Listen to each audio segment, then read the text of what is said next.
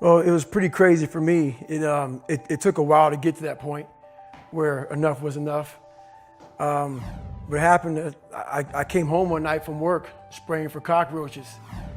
And long story short, I turned on the Discovery Channel. I saw some guys going through Navy SEAL training. And they were going through Hell Week and they were getting their ass just beat. You know, in and out of the water, guys ringing the bell. They were just suffering.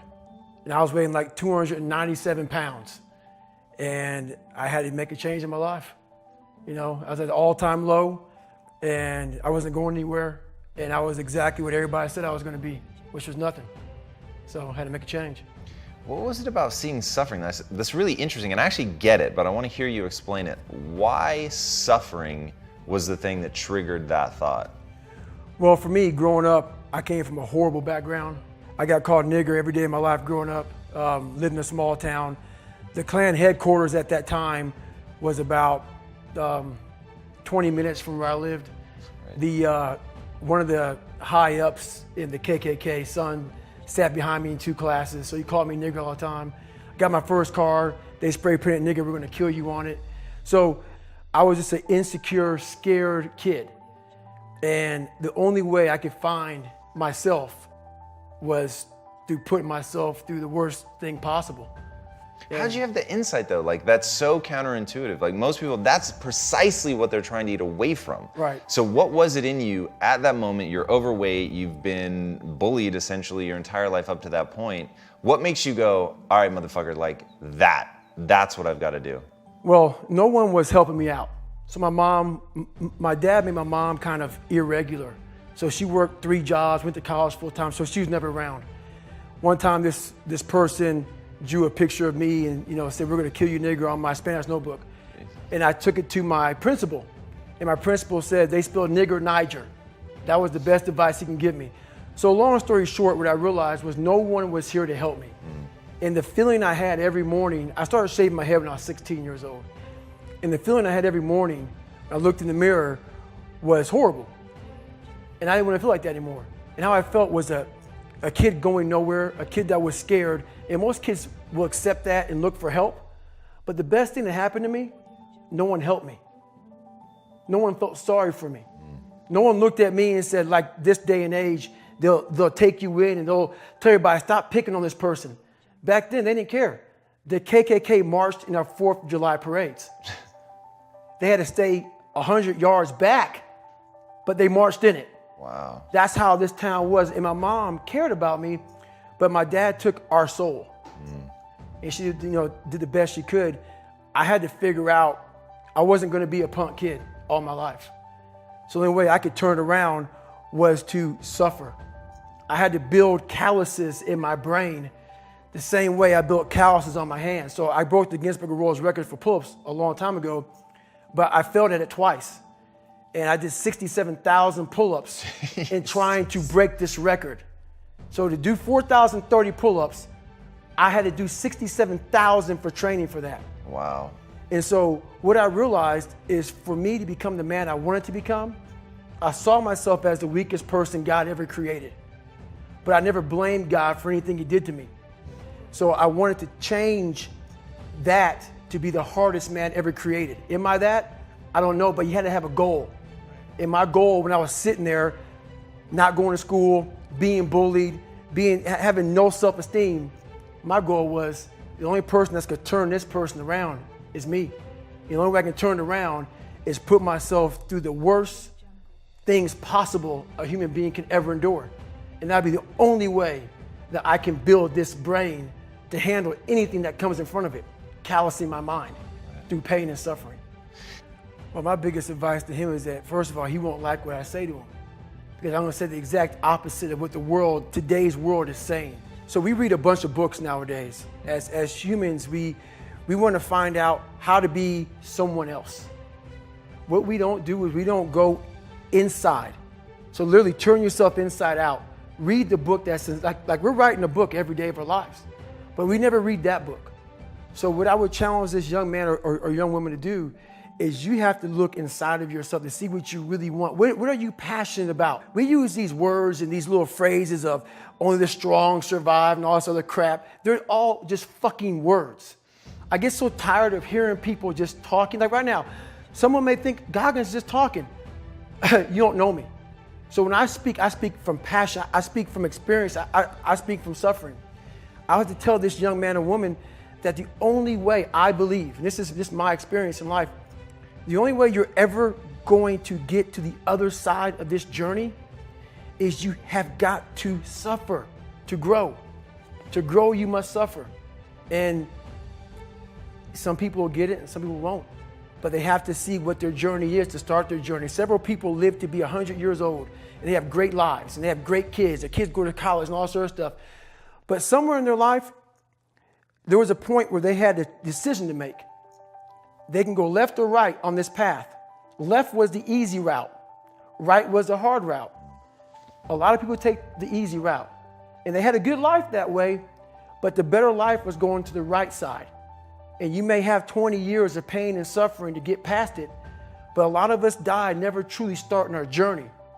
And I would tell this young person, you got to start your journey. It may suck, but it will come out the other side where you're coasting. So what I meant by that is like every day we're seeing who we are as people. When I was growing up, I lied for people to accept me because I didn't accept myself. So I would make up stories so then you would accept me into your world. I would, everything I did was for someone else to like me. It wasn't until I started reading my own book about how pathetic I was as a human being. I could blame my dad, I can blame kids at school, I could blame having health issues, ADD, my mom not being around. Great mom, but she was doing her thing. Right. I could blame a lot of people. And that's the book I was reading. And I put it off on everybody else. It wasn't until I said, you know what, for me to fix this, I gotta read what the fuck is wrong with David Goggins. Not blame anybody. Read my book and say, okay, I'm afraid of my shadow. How can I overcome that? Go in the military, get your ass kicked, do things you hate to do, be uncomfortable every fucking day of your life. Roger that. I'm not the smartest kid in the world. Okay.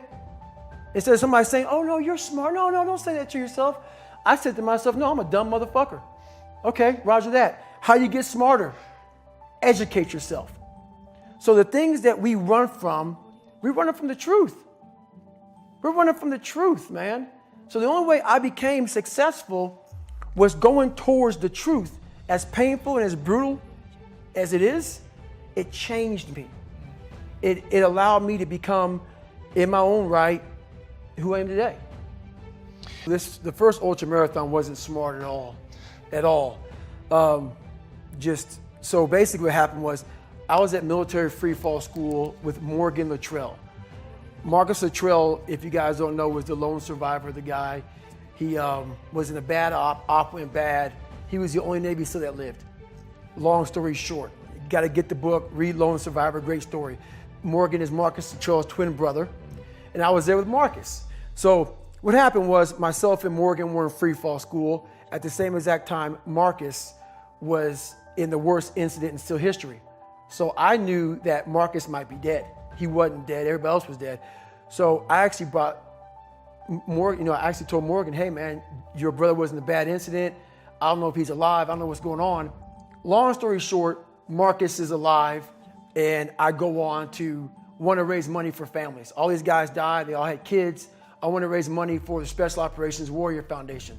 It's a foundation where 100% tuition goes to these kids to go to college, full tuition, whatever. So I found this great foundation. I'm going to raise money for it. So I said, you know what? I have to Google something that's evil, something very hard. I knew nothing about ultra marathons. I hadn't even run a marathon. I knew nothing about this world. So I Googled the top 10 hardest races in the world.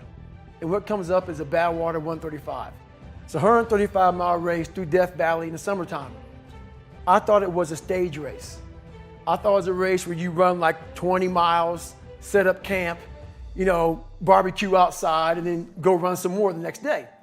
So I called the race director up at the race and said, hey, Chris, his name is Chris Kosman, I want to do your race.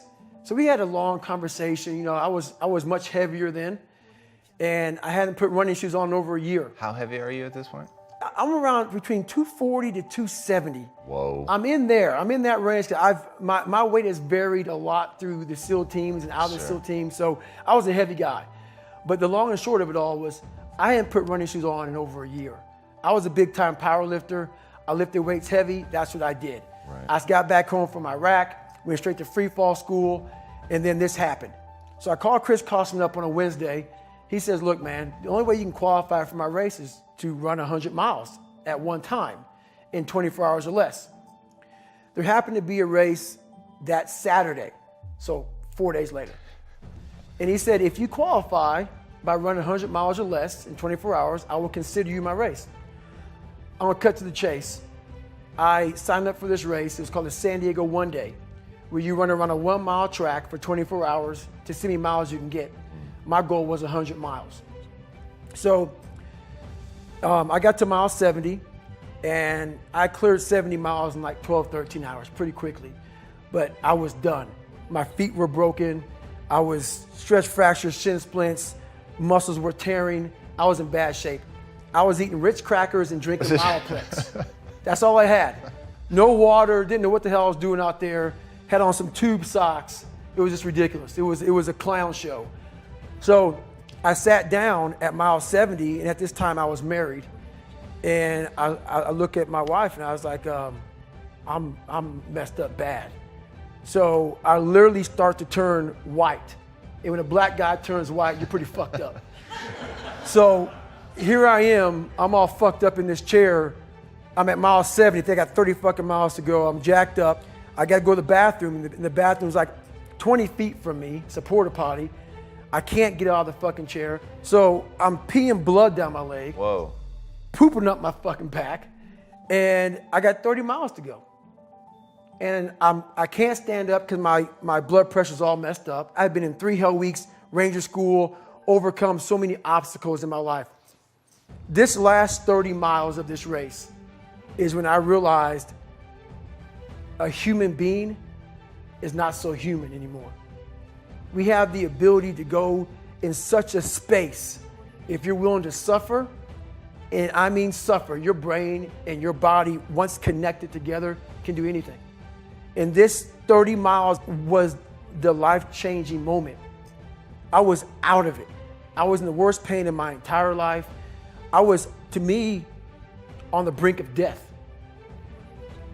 And I was able to chunk this 30 damn miles into small pieces. I was so driven, and I'm not gonna say motivated because motivation's crap. Motivation comes and goes. When you're driven, whatever's in front of you will get destroyed. So I sat in this chair and I was so driven to succeed in this race. And at this time, everybody goes, were you thinking about the guys that died? And I'm not gonna lie to you, I wasn't. This became a personal thing. This became me against this race, me against the kids that called me nigger, me against me. It just became something that I took so violently personal. And I broke this thing down into small pieces. I said, okay, I gotta get nutrition. I gotta be able to stand up before I can get off this curb and get off this chair and be able to go 30 miles. So I went through all these small steps and I was able to stand up. And then from standing up, I was literally walking around with my wife at the time, and she goes, you're not gonna make the time. She goes, you're walking like 30-some minute miles. I got to mile 81, and the second she said that I'm not gonna make the time, I ran the last 19 miles nonstop. And I can show you right now when we get done with this. Matter of fact, I'm gonna show you right now. This was years ago, and I had to put compression tape on my ankle. And so this was years ago. I had literally the size of $50. I had to get compression tape, and I taped up my ankles and I taped up my feet.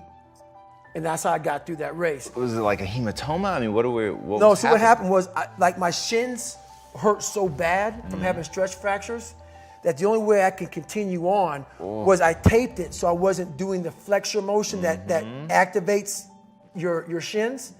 So I taped my ankles and my shins up, and I got that from because in my 3rd hell week, they weren't gonna let me go back through train anymore. Right.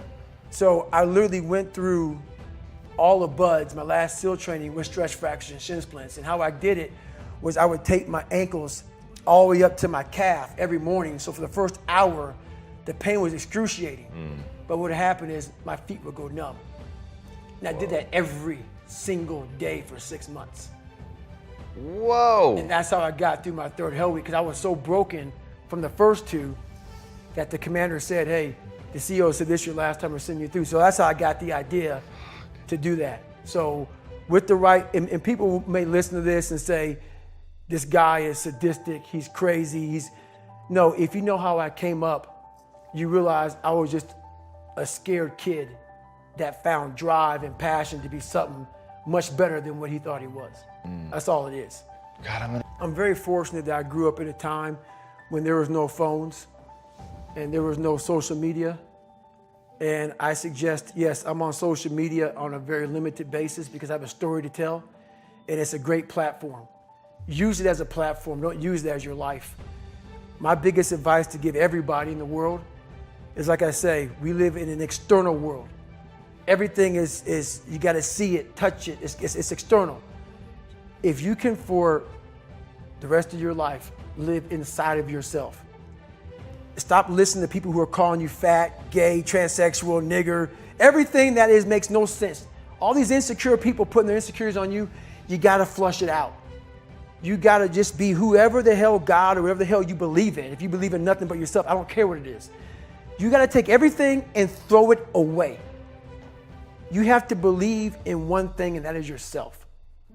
And I'm not saying don't believe in God or what you believe in, but right now, for you to find greatness in yourself, you're not gonna find it by looking in a book or by even hearing me. I may give you the spark, but you've got to go inside yourself to find it. And that means you gotta be quiet. Shut the fuck up, go in a room, stop talking, search your soul, search your mind, search your abilities, and you'll find it. But if you're not looking for it, you won't find it. So you gotta go start your journey. And the journey starts with you finding, why the hell am I here on this planet Earth? Why am I here? And if you don't know that, you will live the rest of your life searching, always asking the question, why? So on that last 19 miles, feet are broken, ankles are taped, shin splints, stress fractures. What are the words that are going through your mind? Are you in the cookie jar? I'm deep in the cookie jar, and the cookie jar is something that I've made up of all the failures of my life, all the things that I failed and I went back. I failed and I went back and I finally succeeded. All the things that kicked my ass. I put them all in the cookie jar because at times of hell, even the hardest men, in times of suffering, what we do is we forget how hard we really are. Because that's what suffering is. Suffering is a test. That's all it is.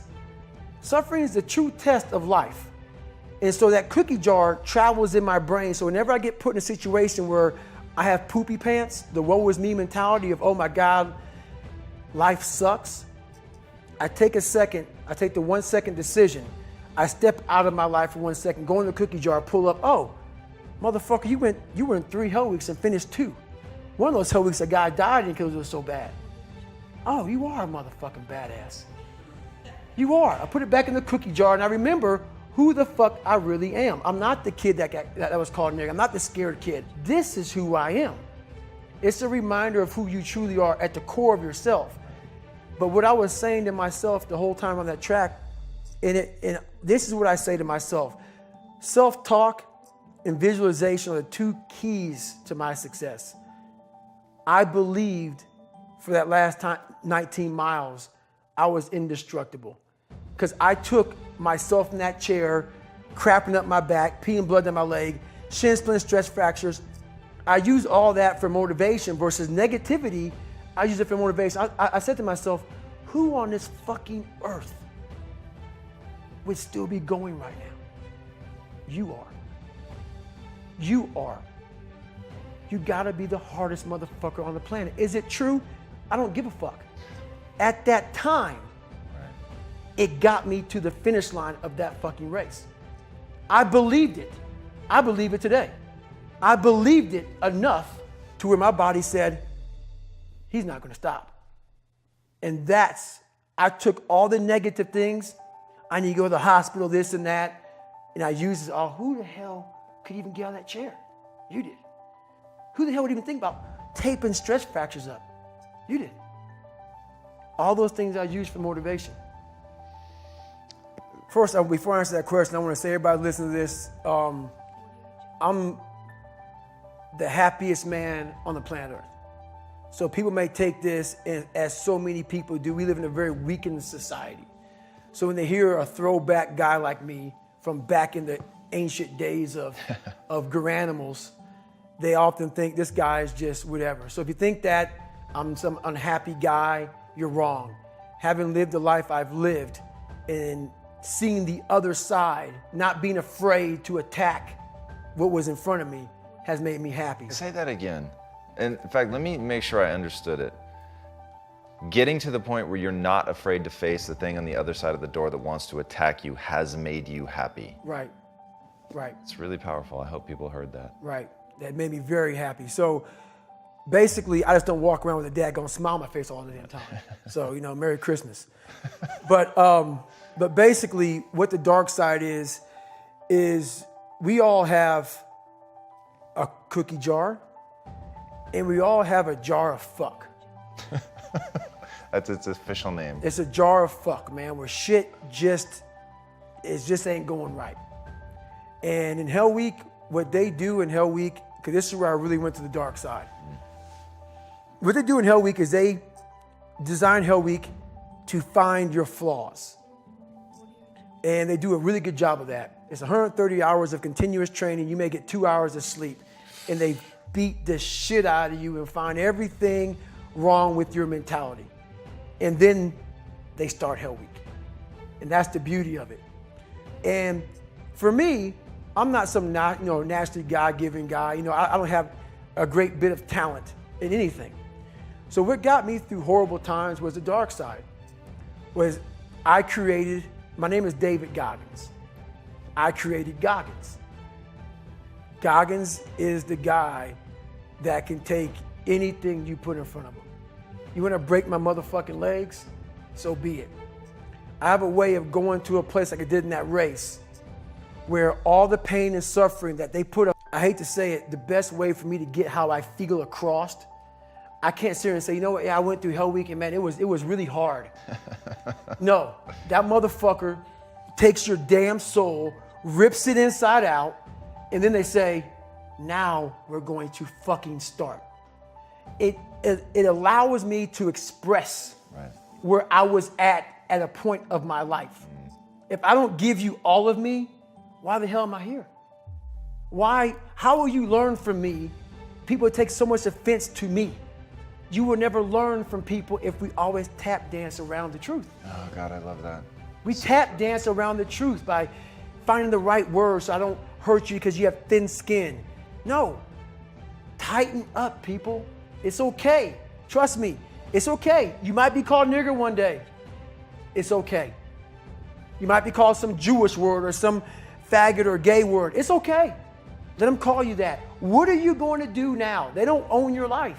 How are you going to control that now? How are you going to flip it upside down and say, Roger that, now I'm going to harness this shit and you'll read about me years from now?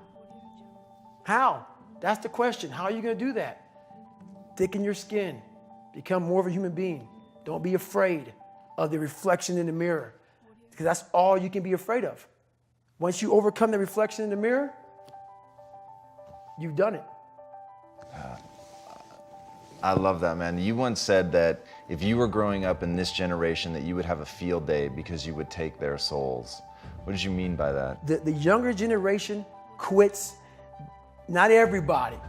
So I gotta put that. People get their butt hurt. So not everybody. Most of this generation quits the second they get talked to. You did this wrong, or they get yelled at. It's so easy to be great nowadays because most people are weak. This is a softened generation. So if you have any mental toughness, any ability, if you have any fraction of self-discipline, the ability to not want to do it but still do it. People have a hard thing understand. I hate to run. And what makes me so crazy, it doesn't anymore, is people go, well, why do you run if you hate it? What are you talking about? I don't want to take showers and eat either. I hate that too. That's life, man.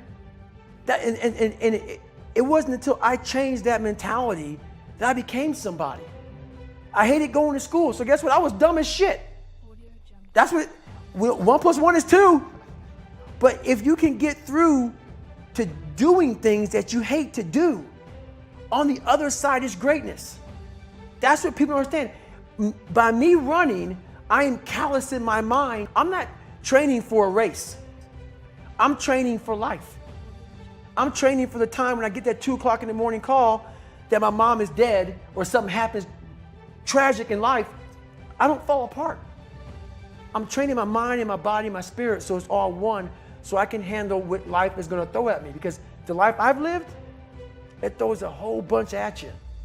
And if you're not physically and mentally prepared for that, you're just going to crumble and you're good for nobody. Talk to me about what it takes to be on one side of a door in Iraq or anywhere, knowing on the other side of the door, people who are not afraid of you, they're ready for you to come in, and you still have, and they have guns, and you still have to breach that door. That's a great question. That's a very scary situation when you are on one side of the door and your mind is racing, because on the other side of that door, it could be no one.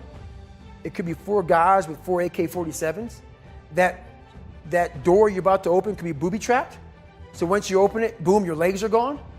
So there's 1,000 things you think about when you're the first guy, second guy, third guy, getting ready to go in a room and flood it. And that's why I talk about the warrior mentality. And that's why so many people are lost when I start talking. You have the right. You're lucky that you don't have to think like warriors think. You're very privileged. I chose this world to be a warrior, and I would choose it again if I came back to this world. But the mentality of a warrior is very different than normal mentality. You must be that person on that door, get ready to open it, thinking to yourself, if I die, so be it. The only way you can go in that door is knowing there's a great chance you're gonna die. Like being a SEAL, you train with live ammo. You jump out of an airplane, everything you do, you could die. So to be a warrior, why people don't understand me, I'm glad you don't understand me. Merry Christmas, good on you. Because being a warrior takes a whole different mindset. A whole different mindset to know that there's a great chance I may not be in the military. Like I was in for 21 years. I'm lucky. I'm very lucky that I'm alive, able to talk to you, able to still run. But when you sign up on that dotted line to be like a SEAL, your mentality changes. I may not live. You gotta accept that. And that's the mentality you have. And that's what makes you a warrior. If you're scared to die, you're a bad warrior. And so what do you use to push through? Is that a Goggins moment? Is that finding the darkness? I'm going through hell, I'll become the devil if I have to? Like what is that moment? What are you pulling up inside? I'm pulling up a lot of the dark side of me, but I'm also looking at the guys to my left and to my right, realizing that we're here together, man. And I have to be strong for them, and they gotta be strong for me. A lot of people, either you like me or you don't, even in the SEAL teams, but when you get to that door or you get on that mission or you get on that op, all that shit's out the door, man. You know, you do it honestly. I mean, people say all the time in these movies and shit, you really out there fighting for that guy beside you. And you can't be a coward. Because you know what, and this is how I look at everything I do now in life, and this sums it up. I hated jumping out of airplanes. I hated shooting guns. I hated the job as a Navy SEAL. But I did it because I wanted to change myself. Everything I do, I'm not really comfortable doing. But if you choose to go that route, to go be a Navy SEAL, you might as well go be the hardest motherfucker in the world. Because if you're choosing to do something, you have 2 routes. You can go there and be a little weak person and get through barely, and that's your reputation. Or you can go through the hardest guy you can possibly be, and that's your reputation. So my whole thing is, if you're gonna choose to open that fucking door in Iraq or Afghanistan, open the motherfucker and go in hard. Because they're gonna remember you by slowly opening it and peeking in. So if you're gonna open it and you made the mind to open it, don't crack it open. Open the fucking door, go in. That's with life. If you're choosing to do something, attack it. Because they're gonna remember you as not attacking it. So I want to be remembered. You can hate me, but there's one thing you can't say about me. I didn't attack it. So that's the mentality to have. If you're gonna do something, you might as well attack it, because you can do it anyway. Right. Do you use that in civilian life? Like, do you still employ the, I'm gonna attack it, I'm gonna take their souls? Like, how does that play out in a non-combat zone? It still works for me in life as far as attacking things, because no matter what I want to, no matter what avenue I choose, I want to be the very best. And the very best may not be I'm number one. The very best is, did I leave everything inside of me out there? So attacking is not like, oh, I want to win this or win that or be the best. The best is I'm running against myself in everything I do. And that's what I attack. I attack myself. I'm always questioning myself. I'm always holding myself accountable. Talk to me about the accountability mirror. So the accountability mirror is something that I kind of came up with in high school. Like I said, I started shaving my head when I was 16. And I got caught up in trying to impress so many people because no one liked me. So I developed so many different identities. Let me sag my pants. Let me pull my pants up. Let me talk this way or act this way or be this way or whatever the hell it may be. God, dog, there's so many different things I did to try to fit in with so many different groups that when you look in the mirror, that's the one person you can't lie to. So every morning I would shave my head thinking, God, I would reflect back on some of the lies I may have told somebody or some of the ways I acted that I didn't feel comfortable doing. And I did it to impress other normal people. The key word there is normal, everyday people. I was trying to make other people like me. How pathetic is that? So this mirror would always tell me, my reflection would say, God, you are a pathetic man. How does that feel every day to be this way? So I would just start having myself accountable. How did I attack today? How did I attack yesterday? And if I didn't do something I was proud of, I would write down a sticky note and I would fix it. So then my senior year in high school, it was a totally different David Goggins. Can you give an example of something that you wrote down and fixed? All right, there was a lunch table. That I wanted to sit the cool guy lunch table, man. I wanted, even though everybody was calling me a nigger all the time, I wanted to try to act like somebody I wasn't so I could fit in. And I sold my soul to the devil, trying to act like, I'm David fucking Goggins. That's who I am. And so I wrote down on a piece of paper, fuck the table, sit by your fucking self. And that's what I did. And guess what happened? My table became a table people started sitting at. Because a whole bunch of people in that lunchroom felt exactly like I did. I had a laundry list of things that I write down in this fix. So I write it down and fix it.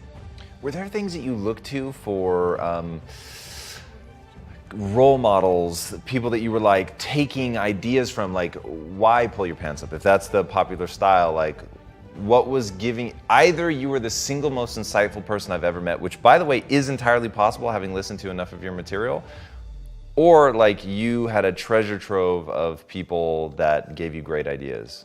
Even if they were like fictional or movie or, athletes or whatever, but. It was funny, man. One movie I watched all the time was Rocky. Great choice. Rocky 1. And I related to Rocky a lot because of one of the smart guy, just tried real hard. And the one scene that I related a lot of my life to, still to this day, was Rocky 1, round 14. And this is where I got taken souls from. If you look at round 14 of Rocky 1, Apollo is beating the shit out of Rocky. Rocky falls down in this corner. Mickey's saying, stay down, stay down. Rocky didn't hear a fucking soul. Apollo, after he knocked him down, turns around, hands in the air, like I finally knocked down this animal. Right. Apollo doesn't know it, but Rocky's getting up. Apollo turns around the second Rocky gets up. And Apollo looks at Rocky, and Apollo looks at him with a look of like Rocky just took his soul. Apollo shakes his head, and Rocky has his gloves and emotions towards Apollo. Come on, motherfucker, I'm still here. And this song comes on that I played. So when I brought the Guinness Book of World Records, it took me 17 hours to do 4,030 pull-ups. I listened to one song for 17 hours. 2 minutes and 17 seconds. Dun, dun, dun, dun, dun, dun. I listened to that song for 17 hours, wow, nonstop, on repeat. So the image in my mind of a man was not one that had earrings, sagged his pants. I had this image in my head, and I was going to fulfill that. And I didn't do any trends. I stopped trending. I stopped being this guy who whatever was new, fuck it, that's not what I believe in. I'm doing this. This is what I want to be, and this is what I'm going to be. So. It's incredible. How do you experience beauty and joy in your life? What situations do you put yourself in? What makes you laugh? What's the fun stuff for you? It's funny you say that. I just retired from the military in November 2015. And I was going and going and going and going. And I never really, I was a happy guy, but I'm never in the moment of like sitting back and I want to travel here to have fun or do this or do that. I've never been that person. But the first time I really got a chance to experience true happiness and true peace was so what I did to myself to become who I am today, it takes a great toll on your body. So I believe God gave me time to rest, and he took me out of commission. Not even the mind of Goggins could get me back up. So I had about a good 6-7 months where I was out. And when I was out, I had time to reflect on all I had accomplished. And that was the first time in my life where I sat back and said, wow. Because only I may be telling you some of the story, I know the exact truth of how brutal my life was and how I shouldn't be on this show today, and how the mind and how beautiful it is. So what brings me joy and happiness is knowing how beautiful the mind is. And I'm one of the few people that didn't read about it, didn't experience it through some drug. I got to experience the beauty of true fucking willpower. True, fuck you, I'm gonna fail, I'm gonna fucking fail, I'm gonna fucking fail, I'm gonna fucking fail, and I will succeed. Just me talking about that gives me a feeling I know what I did. And I don't need to travel somewhere or to have this or have that. I have it all here in my mind. The beauty is remembering this young, dumb, what people call nigger, is now where I'm at today. And that is, when you finally get to that point for me, it's for everlasting peace. I could die right now on this show and I'll be happy, man. So that's my happiness, is my reflection on the suffering of my journey, knowing I never quit, nor was I guided by anybody on this earth. I was guided by something much more powerful, and I listened. And I chose the path of most resistance. Talent not required. You've said that you live the life of a monk. Mm-hmm. What does that mean? What does that look like? Why do you do that? So I stretch out every day for at least 2 hours. I don't drink. I don't go out. My regimen is I wake up, have oatmeal, run, come back, hit the weights. I'm a big sports guy. I don't leave the house if at all, but do stuff like this. And I stretch out at nighttime. I find people that I trust, which is a very small group of people who are honest and true to me, people who will die for me, and I'll die for them, which is a fucking small. Sure. And everybody else, man, do you. And I stay to myself. And I let you do you. I don't judge people. I don't criticize you. You want to be a douchebag and be an ass and not love this country, do whatever you want to do, I don't care, man. I fought for this country for you to do you.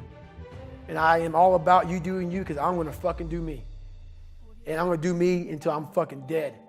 And I believe I earned the right. A lot of people haven't earned the right. Just because you live in this country, I mean, you earned the right. You gotta live a little bit. Live. And then have something to say or shut the fuck up, you know? So if you had, this may be impossible to answer, but if you had that same kid from earlier, he wants to take that first step, you want him to go experience some life, what one specific thing would you tell him to go do? I'd first ask the kid, who are you? At the core of your soul. And if he can't answer that question, our conversation's over. Because I can't say shit to him. Right. If you don't know who you are, I can't tell you who you are. What's the next phase of your life look like? You can't imagine how intrigued I am to watch you over the next 5 to 10 years. Well, honestly, I'm blessed enough to have survived the life I lived and to come out the other side with a bunch of knowledge. So hopefully I can help people that believe that they're much less than what they truly are. Help them find greatness in themselves. And greatness isn't running 200 miles at a time or doing 4,000 pull-ups or being a SEAL. Greatness is whatever the hell you dreamed of in your own mind. You gotta first see it. You gotta first create this vision in your mind. And then that's when I come into play. Once you create this vision in your mind, it's how am I gonna get there now? And that's when I come into play. But first you gotta create your own vision. And it's not external. It's the vision created is inside of you. So until you create that, I'm nobody to you. Are you writing a book? I'm slowly writing a book right now. It's taking me 4 or 5 years because I have so many things to talk about. It's gonna be probably several books. But the first book will probably be about my life story, how I came up, and a few lessons learned along the way. But you know, I have so much to talk about, so much to say, just to give people a lot more than hope. Right. So. All right. Before my last question, where can these guys find you online? DavidGoggins.com. You know, Instagram is David Goggins, or Facebook's David Goggins, @DavidGoggins. You know, you'll find me. Go on there, look for David Goggins. Google me. They will find you. There's so much amazing stuff on you. All right. So last question. What is the impact that you want to have on the world? The impact I want to have on the world is, it's a great question, man. And it's a question that I've been asked many times. And I have several answers for it. But the biggest one is we are all great. No matter if you think you're dumb, no matter if you think you're fat, no matter if you are fat, no matter if you've been bullied, or no matter if you just got back from Iraq or Afghanistan and you have no legs or your arms or whatever, man. We all have greatness. You gotta find the courage. You gotta find the courage to put your Bose headphones on and silence the noise out of this world and to find it. And to find it because it's out there, but it's gonna take hard work, courage, self-discipline. It's gonna take all the non-cognitive skills. All the non-cognitive skills to be great. You know, smart is good, all this stuff is good, that's all cognitive. It's the non-cognitive skills that set you apart from everybody else. And that's what it's all about. Man, David, thank you so much